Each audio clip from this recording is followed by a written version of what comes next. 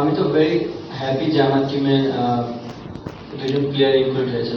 Not only যে যারা এখান থেকে টিমে নাই তারা খারাপ প্লেয়ার, তারাও বাংলাদেশের জন্য অনেক অনেক কিছু করেছে এবং অদূর ভবিষ্যতে আবারও তারা হয়তো আবার কামব্যাক করবে।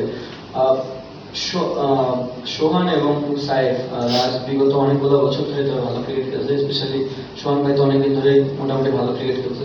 আর সাইফের যে জিনিসটা, সাইফের লাস্ট বিপিএল প্লাস জিটি এবং একটা গেম খেলে আসলো অস্ট্রেলিয়া, তার যে খেলার যে প্যাটার্নটা ছিল, এবং আমার কাছে মনে হয় আমাদের এমন একটা প্লেয়ার দরকার ছিল যে কিনা একটু অ্যাগ্রেসিভ মাইন্ডে ক্রিকেট খেলতে পারে মিডল ওভারে অ্যান্ড এক দু ওভার যার কাছ থেকে বোলিং পাওয়া যাবে। ওই জন্যই কিন্তু সাইফের আমরা নেওয়া।